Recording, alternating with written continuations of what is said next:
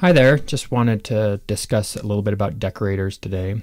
There's a post on Twitter from Raymond Hedinger about using decorators for testing functions. So I just want to look at that a little bit, discuss that, and see if we can learn anything there. So I've got an editor open here. Some of the things I wanted to discuss were module import time versus runtime.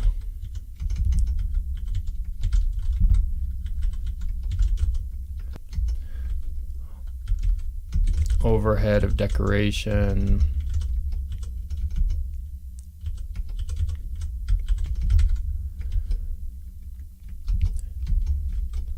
Also want to discuss why I wouldn't use this and what I would use instead. So I would probably use doctest. So we'll look at doctest. Okay. So the first thing to realize here is that this is a parameterized decorator, and I'll assume that you know something about decorators, but let's just add some more boilerplate here.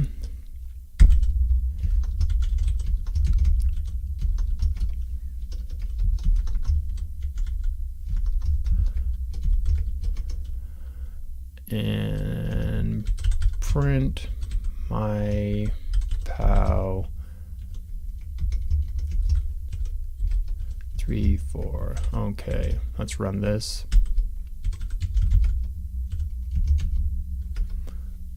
And it says test is not defined. That makes sense. For our purposes right now,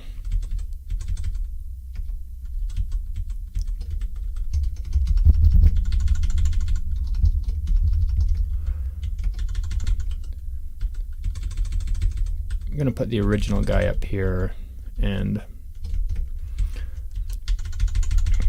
let's just deal with a single decorator right now, test, and we'll just make a very basic parameterized decorator here. So test takes an input and an output, and it's going to return a decorator here, since a parameterized decorator returns a decorator. So def decorator is a callable that takes a function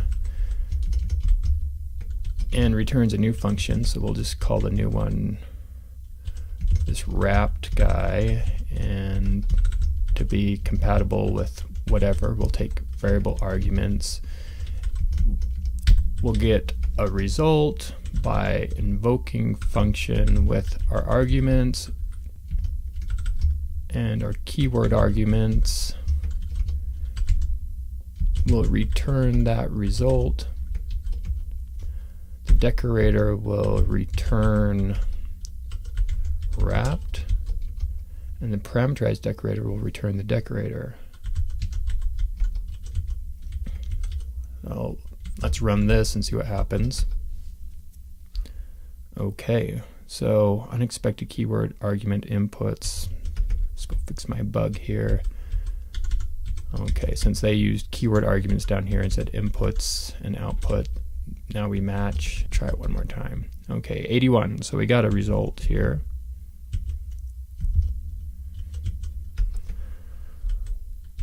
Let's do a few things here. Recall that this syntactic sugar here for test is basically saying this: my POW equals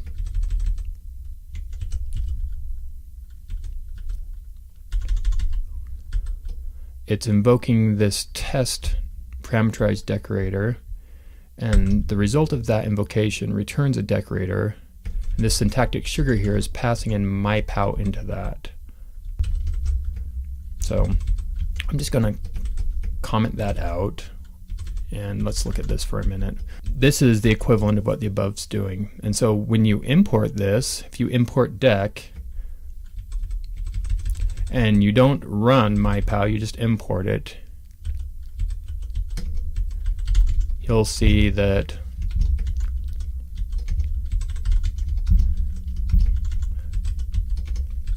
some of this stuff is happening and some of it's not happening. So Python import dec. 1 and 2 happen, but 3 does not happen. Let's go look at the code again. During import time, we're defining a function, myPow, and then down here, we're invoking test, so it should print 1. Test returns dec, and we invoke that with myPow passed into it. So we saw 1 and 2. You could call this module import time.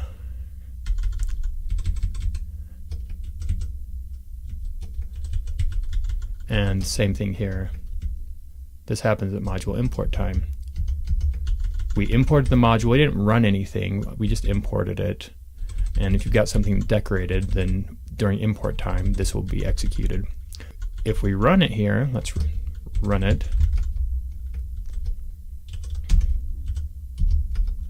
Then we see that 3 is printed, so we actually executed that, and the answer is printed as well. This down here would be at execution time. And we'll see why that matters in a minute.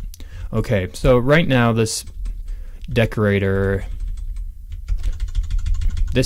here is essentially the identity decorator. It doesn't do anything, it just takes the function, takes some arguments, and returns the result. In this case, we have a parameterized decorator that's getting input and output passed in. So we want to come in here.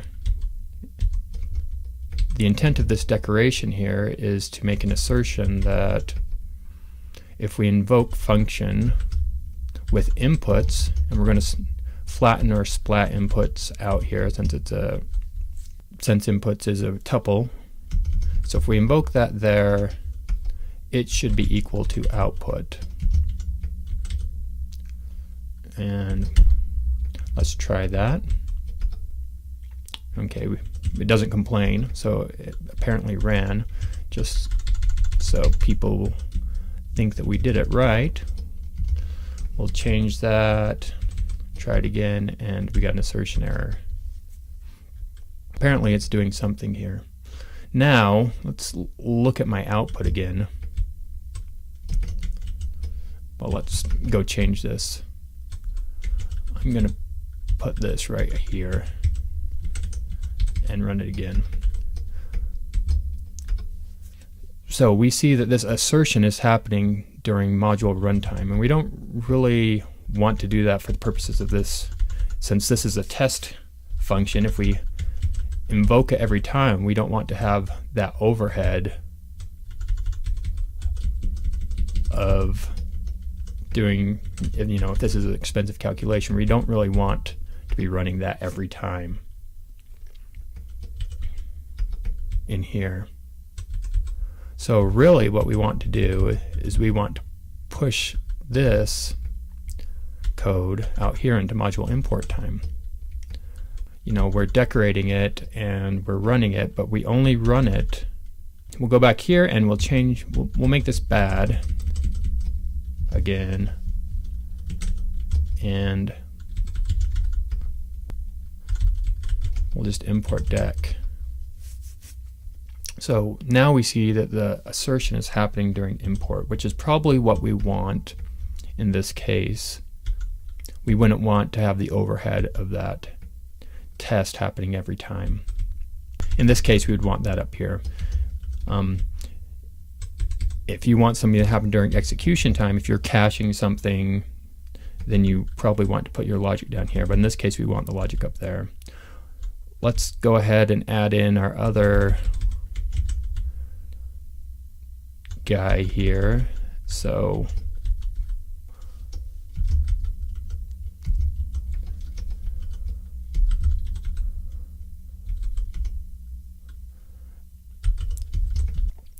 even though we're decorating it twice, we execute it twice.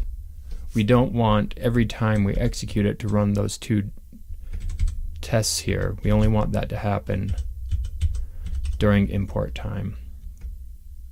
And that's what this should do. Python import dec. We see that that appeared to work.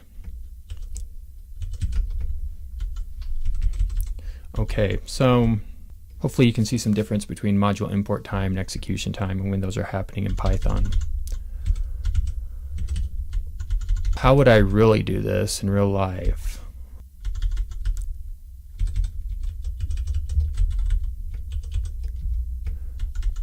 How I would do it is I would use doctest to do this.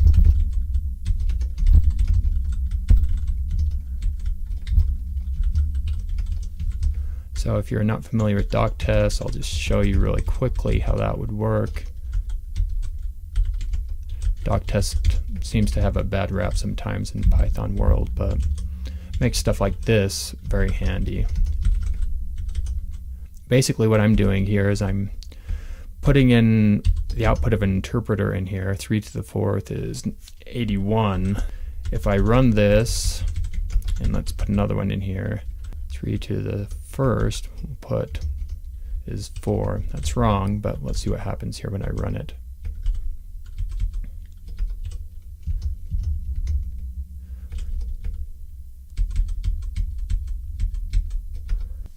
When I ran it, I imported doctest and I ran test mod, and it says an example failed. Your pal 3 to 3,1 expected to get 4 because that's what I put in the doctest. But in reality, when Python executed that, I got 3. So if I change this to 3, it didn't complain about this one because this one was correct. Run it again with it fixed and it works. So that's how I would do this in real life. Now let's just look at the timeit module really quickly here. Why wouldn't I do the decoration method for testing? Basically, the reason why is overhead.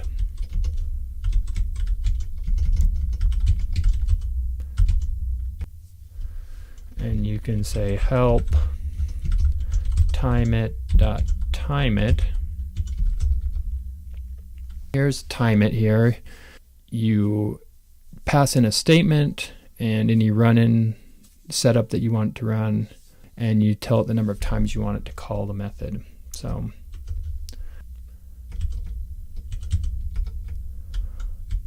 we're going to look at timeit, and I'm going to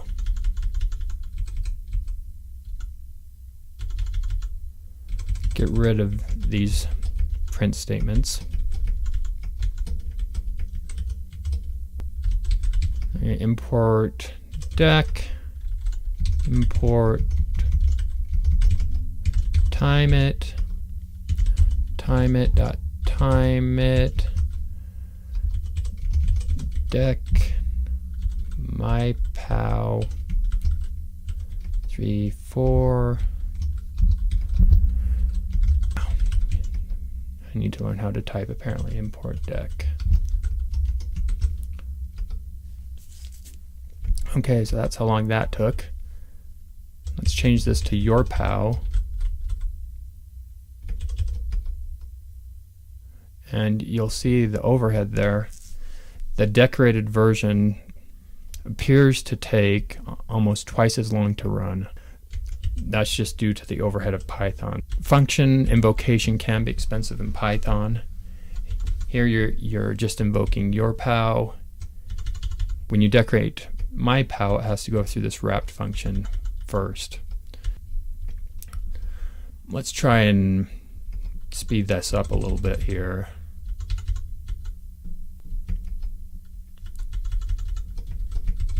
Just for fun. We don't have to return a function in here. Recall that a decorator is a function that takes a function, returns a function. We can return the original function because we don't really care about that. All we care about is this assertion here. Let's try this again. Python import timeit, timeit.timeit dec mypow 3,4 import dec, and there we go. We've lowered the runtime of that. Anyway, I hope this was useful to you. If you're interested in more stuff like this, feel free to follow me. You can look at my blog. It's called harryson.com. My Twitter handle is Dunder M. Harrison. And I hope this is useful, and thanks for watching. Bye.